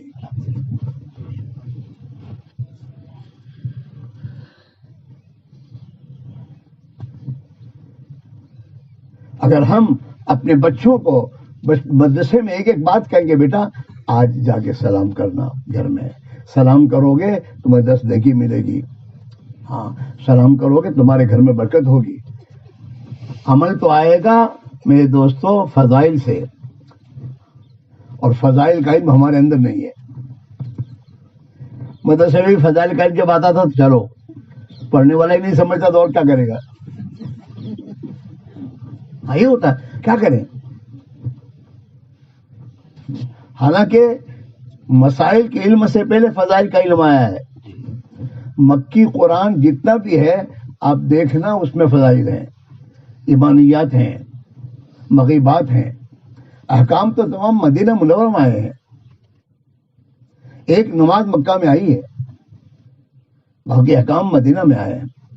ایمان اور نماز یہ دونوں مکہ میں صحابہ نے سیکھی سمجھی، اور اس کے بعد مدینہ ہجرت ہوئی ہے. اور پھر ہجرت کے بعد جتنے احکام آئے ہیں اندر استعداد طاقت پیدا ہو چکی تھی، جس کی بنا پر ان تمام احکام پر زندگی گزارنا آسان ہو گیا. شراب جیسی چیز آہستہ آہستہ اللہ نے حرام کی. مدینہ میں جانے کے بعد بھی شراب پی کر صحابہ نماز پڑھتے تھے، ابھی استعداد پیدا نہیں ہوئی تھی. جب استعداد پیدا ہو گئی پھر شراب کی حرمت آئی تو میرے دوستوں صحابہ نے اپنے فوراً شراب چھوڑ دی. جو سال کے عادی تھے شراب پینے کے. امت پہ استعداد تو کلمہ نماز سے پیدا ہوگی. ایمان پر محنت، ہاں ہمارے بھی ایمان بغیر محنت کے بنتا ہی نہیں.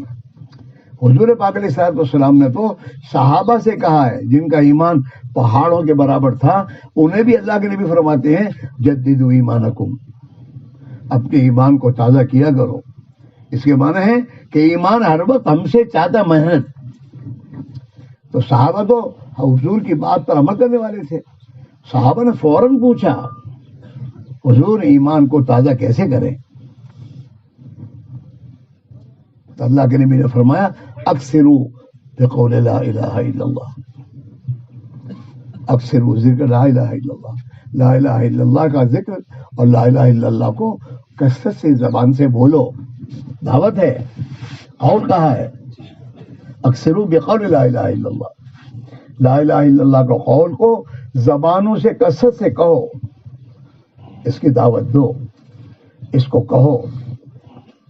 میرے بھائیوں، ایک تو مسلمان کے پاس براہ راست ملاقات کے لیے جانا، اس کو دعوت دینا، اور ایک ہے بھائی دوستو اجتماعی طور پر بیان میں دو مسجد میں جمعہ کے دن کر دینا، یہ بھی ایک دعوت ہے. لیکن یہ دعوت اس دعوت میں زمین و آسمان کا فرق ہے. ایک مسلمان کے گھر آپ جاؤ گے تو آپ اپنے لیے جاؤ گے، وہاں بیان کرو گے، مجمع کے لیے بیان کرو گے.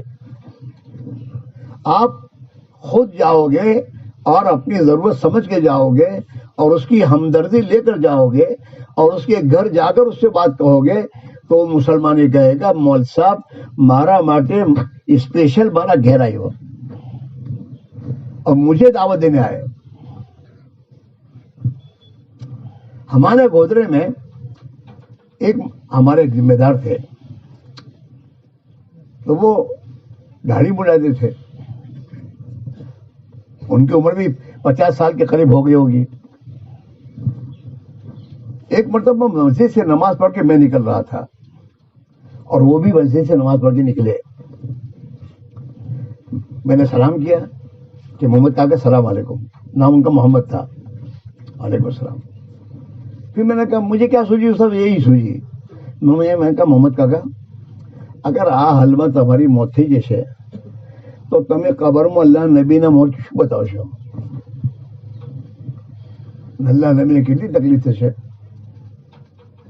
بس یہ 2 جملے میں نے کہے تو ہمارے محمد بھائی نے کہا مول صاحب انشاءاللہ آج سے چہرہ پر اس طرح نہیں آئے گا. انہوں نے اسی وقت، اور میں کہ داڑھی کی وہ مسجد میں بیان کرتا تھا،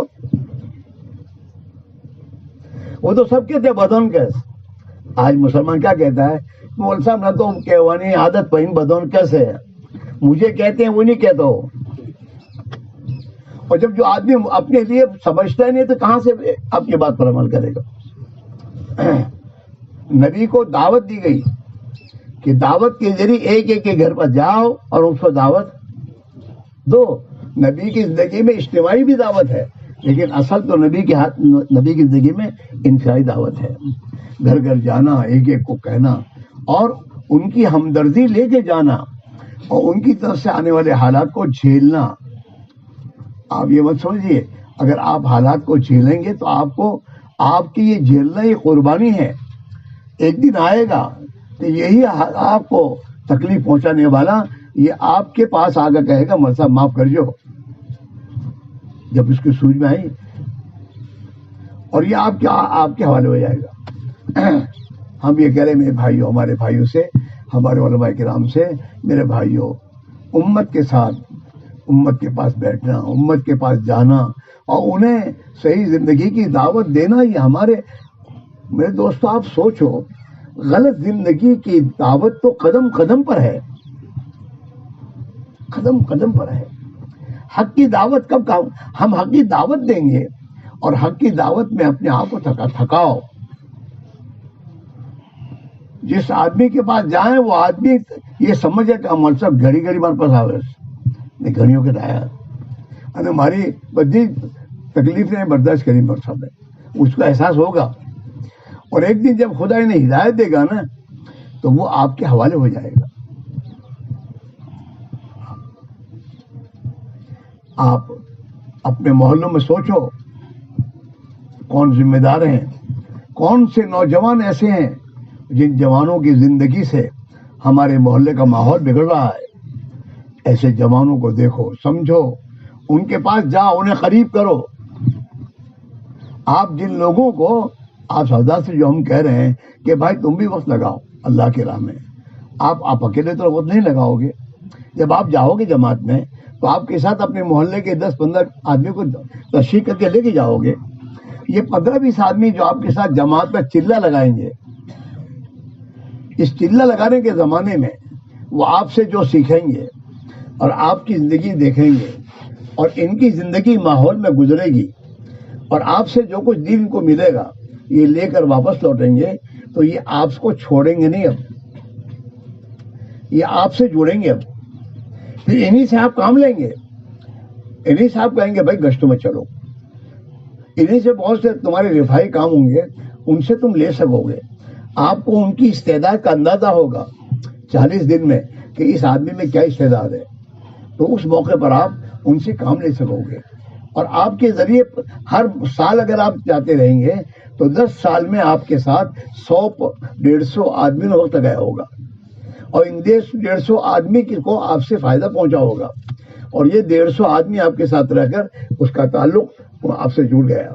اب یہ دین کی کسی بات کو پوچھنے میں شرمائیں گے نہیں. 40 دن آپ کے ساتھ رہے ہیں، آپ کے پاس دین کی بات پوچھنے آئیں گے. ہاں، اور یہ جوان پھر آپ کے ساتھ رہ کر میرے دین سیکھیں گے. لیکن میرے بھائیوں، ہمیں اپنے عوام کے ساتھ رہنے کی ضرورت ہے. گھروں میں جو ملاقاتیں ہمارے بزرگوں نے جو یہ بات سمجھائی ہے کہ گھر گھر جا کر ایک ایک فرد سے ملاقات کرو، یہ معمولی چیز نہیں ہے. آپ حضرات کا گھروں کی ملاقات میں جانا اللہ کے لیے اور وہاں جا کے بیٹھنا اور بار بار جانا. ایک آدمی آپ کی جانے پر نہیں آیا، کوئی حرج کی بات نہیں، ہم پھر جائیں گے. ہم جب جائیں گے اور ان کو اللہ کے دین کی دعوت دیں گے، مسجد میں آنے کی دعوت دیں گے، اور اگر وہ ہمارے بار بار جانے کے بعد نہیں بھی آیا تو اس کی بیوی کہے کہ تم نے شرم نہ ہوتی ہے، مول صاحب 5 وقت آ گیا تمہارے پاس ہے، تمہیں نماز پڑھنے دیجیے تھا. ہم نے کل یہاں کی کارگزاری سنی کہ تمہاری مسجدوں میں نمازیوں کی تعداد کیا ہے. اس میں بہت سے امام ہوں گے اور اپنی مسجد کے ائمہ ہیں. وہ آپ خود دیکھ لیں کہ ہماری مسجدوں میں کتنے فیصد نمازی ہوں گے. کوئی بتا سکتا ہے کتنی فیصد نمازی ہیں؟ بتا نہیں ہو تو بتاؤ. ہم نے وہاں کل جو سنا وہ آپ نے سن لیا. آپ لوگ جو ائمہ ہیں آپ کو تو پتا اندازہ بالکل ہوگا کہ ہماری مسجد میں نمازی کتنے ہیں.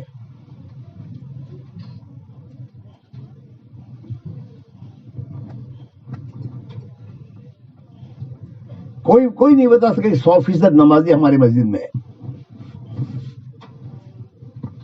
ہم نے بھی ہمارے گجرات میں چار ضلعوں سے ہم آئے ہیں، بناسکانٹھا، سابرکانٹھا، مہسانہ اور یہ چوتھا ہے. 3 جگہوں پر ہم نے اپنی کارگزاری میں سنا کہ تمہارے یہاں نمازوں کی تعداد کتنی ہے.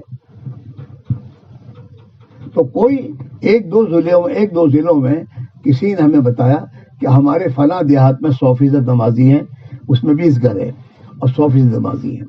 باقی 80%، 95%، 90%، 60%، 70% اور آخری درجہ کم سے کم ہمارے یہاں 30% یا 20% نمازی ہے.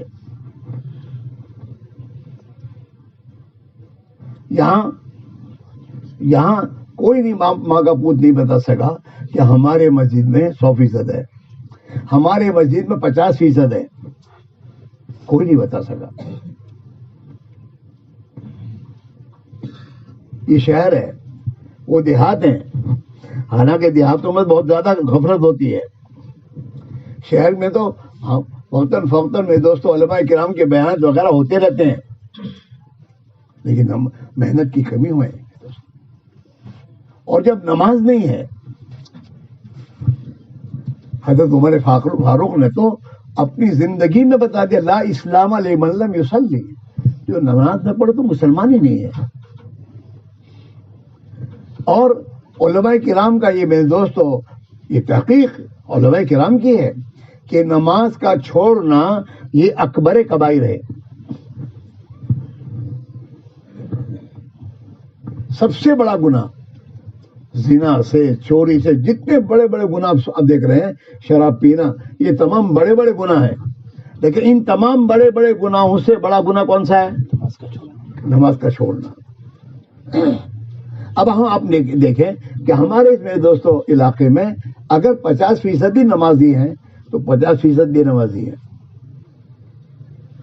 یعنی 50% مسلمان اکبر کبائر کے مرتکب ہیں.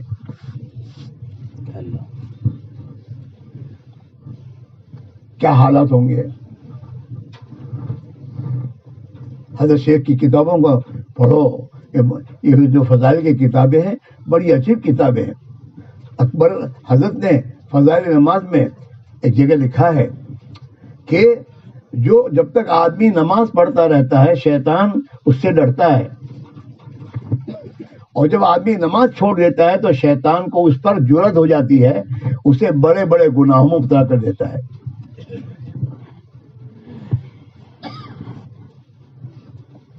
اب نمازی زندگی میں نہیں ہے تو پھر باقی سب کام بدکاریاں ہونا کوئی مشکل کی بات نہیں ہے.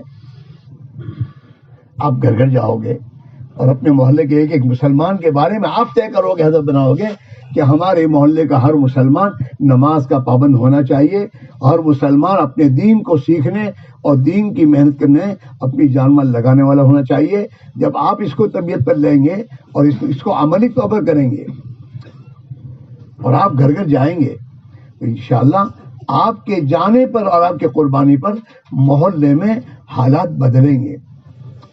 اور جو لوگ تبلیغ گشتوں میں جاتے ہیں انہیں ہمت آئے گی آپ کے آنے سے، آپ کے جانے سے ان میں ہمت آئے گی اور وہ ہمت سے کام کریں گے، اور آپ کے جانے سے اور کھڑے ہوں گے کہ ہم صاحب جائے سے تو آپ بھی جاؤ جائیے. اور ہمارے محلوں میں جب حق کی دعوت زندہ ہو جائے گی تو حق کی دعوت زندہ ہونے کے بعد باطل کی دعوت کمزور پڑے گی. ہاں، وقل جاء الحق وزهق الباطل، حق آئے گا تو باطل جائے گا. آپ حضرات باہر کی میزوں سے محنت میں ٹھیک ہے، سال میں 40 دن دینے کے لیے آپ کو ترتیب بنا کر نکلنا آسان ہے، اور پھر باقی بہت تو آپ کا یہیں رہتا ہے، محلے میں رہتا ہے. تو محلے میں مقامی محنت میں آپ اپنے آپ کو لگائیے اور آپ گھر جا کر اللہ کو بولیے، جس کے نتیجے میں آپ کے یقین میں ترقی ہوگی، آپ کی نگاہ اللہ پر جانا شروع ہو جائے گی. اور جس دن آپ کی نگاہ اللہ پر جائے گی اپنے دنیا کے کاموں میں، اسی دن آپ کی مددگار اللہ مددگار بن کر آپ کے کاموں کو آسان کرے گا، اور آپ کے ذریعے دنیا میں ہدایت کے میدوس و محض کے زندہ ہونے کا ذریعہ بنیں گے۔ آپ امریکہ نہیں جا سکتے، لیکن آپ اپنے محلے میں محنت کر کے امریکہ کی جماعت میں لوگوں کو تیار کر سکتے ہیں۔ آپ نہیں گئے، لیکن آپ کی محنت پہنچ گئی۔ آپ گھروں میں جا کر اللہ کے راستے میں نکلنے کی دعوت دیں گے تو ہر گھر سے جب آدمی نکلنا شروع ہو جائیں گے، اور یہ لوگ جماعت میں جا کر ہندوستان کے مختلف صوبوں میں جائیں گے، تو آپ یہاں ہیں لیکن آپ کی محنت وہاں پہنچ گئی۔ الحمدللہ ابھی ہم لوگ بناسکانٹھا مہسانہ گئے تھے۔ مہسانہ میں محلوں کے جو میرے دوست ائمہ ہیں اور جو میرے دوست مدرسین ہیں، وہ اپنی بستی کی ذمہ داری خود اٹھا رہے ہیں۔ ابھی ہم لوگ مہسانہ گئے تو مہسانہ سے ہمارے جانے پر تقریباً 46 جماعتیں 4 مہینے کی تیار ہو کے نکلی۔ حالانکہ یہ مہسانہ اس کے 5 حلقے شاید 10 حلقے ہیں، اور ایک حلقے میں 5 دیہات، ان کا دیہات شہر ہے ہی نہیں۔ ہاں 46 جماعتیں۔ پھر ہم بناسکانٹھا گئے تو 66 جماعتیں 4 مہینے نکلی۔ 66 جماعتیں۔ مجادر میں ان کا اجتماع تھا تو مجادر کے گھر گھر سے آدمی نکالنے کی انہوں نے کوشش کی، جس کے نتیجے میں 33 جماعتیں صرف مجادر گاؤں کی نکلی۔ اور وجہ کیا ہے کہ وہاں ملک بلال ان کو جو میں نے دیکھا، میں نے جو محسوس کیا، اس آدمی کی ایک دھن اور فکر اس کے چہرے سے آپ کو نظر آئے۔ ان لوگوں نے محنت یہاں تک کی کہ مجادر والوں کی ہوٹلیں کا ہائی وے پر ہے تو وہاں جا کر تشکیل کر کے آئے۔ اجی یہاں سے تو 66 جماعتیں نکلی، ممبئی میں ان کے 200 گھر ہیں مجادر والوں کے، وہاں سے جماعتیں انہوں نے وہاں تشکیل کی کہ وہ ممبئی سے نکلیں گے، وہاں سے 10-12 جماعتیں وہ تیار ہیں۔ پوچھا تمہارے علماء کی تعداد کیا ہے؟ تو ایک مجادر میں ان کا 550 علماء ہے۔ کتنے؟ 550 علماء۔ اور مجادر کی آبادی کی کیا ہے؟ 650 بتایا، مکان 650 ہے۔ مجادر گاؤں کی مسلمان کے گھر 650، اور علماء کتنے ہیں؟ 550۔ میں نے ان سے پوچھا یہ تمہارے 550 مولوی ہیں، اس میں سے کتنے پڑھاتے ہیں؟ تو مجھے بتایا 125 علماء پڑھاتے ہیں، باقی علماء اپنے کاروبار کے ساتھ دین کی محنت کرتے ہیں۔ میرے بھائی میرے عزیزو، آپ ذرا سوچئے، ابھی ہم لوگ سابرکانٹھا جا کے آئے۔ سابرکانٹھا ان کے تو معدود مسجدیں ہیں، معدود گھر ہیں سابرکانٹھا کے۔ انہوں نے کہا کہ ہماری 12-13 جماعتیں 4 مہینے کے اللہ کے راہ میں نکلیں گی۔ یہ تو بہت بڑا شہر ہے تمہارا یہ سرخیز تو میرے دوستو ہمارے تین صوبوں کی جتنی تعداد ہے اتنا تمہارے سرخیز کی تعداد ہے۔ 10 سے 12 لاکھ ہوں گے نا؟ ارے بولو تو صحیح ہے۔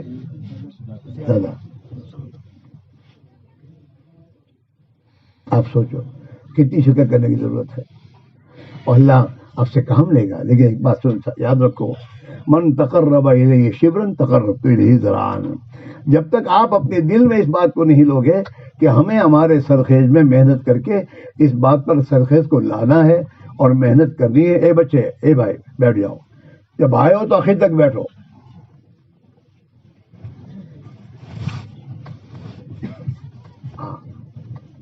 جب تک آپ ہدف طے نہیں کرو گے، اگر اتنے ہی تم کرتے رہو گے میں مدرسہ پڑھا کافی ہے، نہیں کافی نہیں ہے، اپنے لیے بھی کافی نہیں ہے، ہماری ذمہ داری ہے۔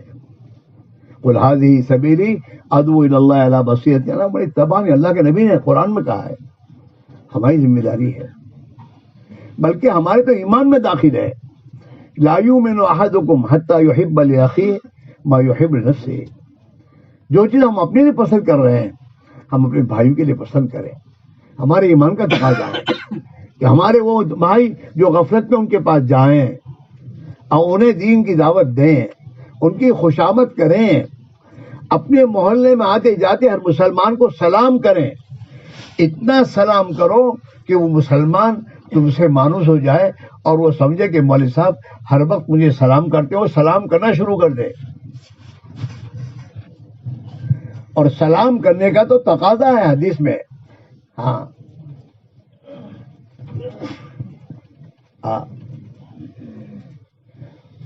لا تدخل الجنة إلا حتى تؤمنوا. لا تدخل الجنة حتى تؤمنوا ولا تؤمنوا حتى تحابوا ولا تحابوا حتى تحابوا أولا أدلكم على شيء إذا فعلتموه تحاببتم أفشوا السلام بينكم. لا تدخل الجنة حتى تؤمنوا ولا تؤمنوا حتى تحابوا أفلا أدلكم على شيء إذا فعلتموه تحاببتم أفشوا السلام بينكم. اگر ہمارے یہ علماء سلام کو زندہ کر دیں اور ہر ایک کو سلام کرنا شروع کر دیں تو میرے تو محلے میں سلام زندہ ہو جائے گی. سلام زندہ ہوگی, آپس میں محبتیں پیدا ہونا شروع ہو جائیں گی, اور آپس میں محبتیں پیدا ہونا شروع ہو جائیں گی تو محبت میں تو آدمی اپنے جس سے محبت اس کی بات سنتا ہے نا, مانتا ہے.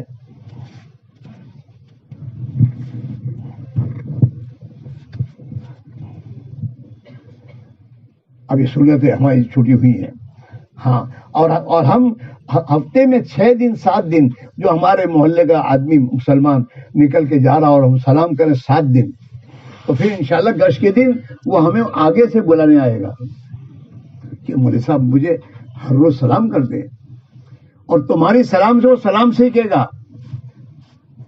ہاں, آپ جن بچوں کو سلام کرو تمہارے محلے کے, چند دنوں کے بعد وہ خود تمہیں دوڑتے ہوئے سلام کرنے آئیں گے. اور اللہ کے نبی کا فرمان افشوا السلام بینکم, اپنے آپس میں سلام کو پھیلاؤ. بلکہ مسلمان کا حق ہے کہ اگر وہ ملے تو اس کو سلام کرے. ہم تو مسلمانوں کے حقوق کے پائمال کرنے والے ہیں, سلام ہی نہیں کرتے. گھر جاتے ہیں گھر والوں کو سلام نہیں کر رہے. بچوں کو ہم سے محبت کب ہو جب کہ سلام تو کرو گھر میں جا کر. بیوی کو سلام تو کرو. بیوی کے ہاتھ کا پکا ہوا کھانے میں شرم نہیں آتی اور سلام کرتے شرم آتی ہے, یہ کون سی بات ہے؟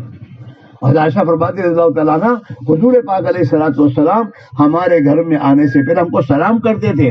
اگر ہم میں کوئی سو جاتا تھا تو اتنی آہستہ سلام کرتے تھے کہ سونے والا جاگے نہیں, لیکن سلام تو کرتے تھے حضور. تو یہ تمام چیزیں زندہ ہوں گی تمہارے ذریعے, آپ کے ذریعے. عمل سے عمل زندہ ہوتا ہے. مدرسوں میں جو بچے آپ کے پاس پڑھتے ہیں انہیں تلقین کرو کہ بیٹا گھر میں سلام کیے بغیر داخل نہ ہونا. گھر میں سلام کرنے والا اور گھر سے سلام کر کے نکلنے والا, اللہ تعالیٰ اس عمل سے اس کے گھر میں برکتوں کے دہانے کھول دیتا ہے. کتابوں میں آتا ہے. ہمارے اسباب تو یہ ہیں. ہاں, اس لیے بھائی میرا عزیزو, آپ صاحب کہہ رہے ہیں حضرت الیاس رحمۃ اللہ علیہ جو سال مانگا ہے علماء سے کہ علماء سال لگائیں اور امت میں چل پھر کر محنت کریں. اس محنت میں ایک بات ہے, جب سال لگاؤ گے نا تو پہلے دن سے پھر کیسا ہوگا کہ پیجا, تو پھر اللہ, پہلے دن سے اللہ بولنا شروع کر دو گے کہ اللہ بہت موٹر, اللہ آسان کر سے. بھائی نتھی قرض کریں گے, قرض کا ادا کون کرائے